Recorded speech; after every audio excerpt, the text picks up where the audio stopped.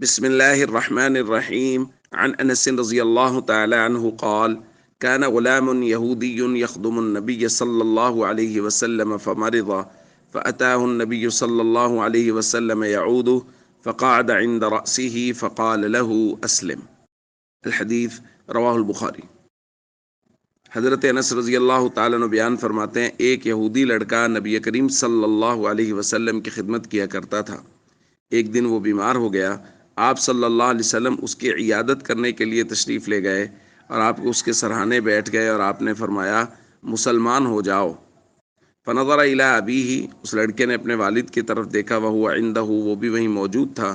فقال لہ، تو اس نے اس لڑکے سے کہا: اطیع ابا القاسم صلی اللہ علیہ وسلم، نبی کریم صلی اللہ علیہ وسلم کی بات مان لو۔ فاسلم، تو وہ نوجوان مسلمان ہو گیا۔ فخرج النبی صلی اللہ علیہ وسلم وهو یقول، حضور وہاں سے یہ فرماتے ہوئے نکلے: الحمدللہ الذی انقذہ من النار، تمام تعریفیں اس اللہ کے لیے اور تمام شکر اس اللہ کا ہے جس نے اس نوجوان کو جہنم کی آگ سے بچا لیا۔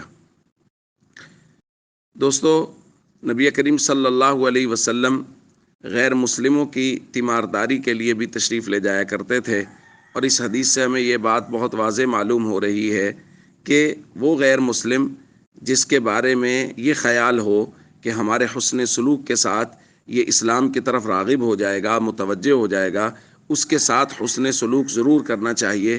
ہو سکتا ہے ہمارے حسن سلوک کے ذریعہ سے اللہ تعالیٰ اس کو ایمان کی دولت نصیب فرما دے۔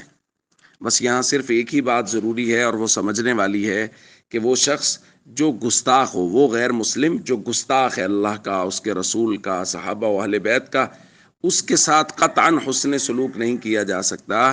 یاد رکھیے، جو آپ کے رسول کو اور میرے رسول کو گالی دے رہا ہے، جو رسول اللہ صلی اللہ علیہ وسلم کے صحابہ یا اہل بیت کو گالی دے رہا ہے، اس کے ساتھ حسن سلوک کرنا یہ دینی حمیت اور غیرت کے خلاف ہے۔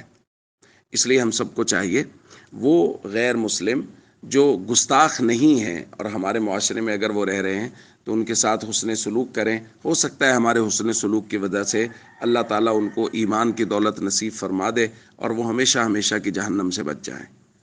السلام علیکم ورحمۃ اللہ وبرکاتہ۔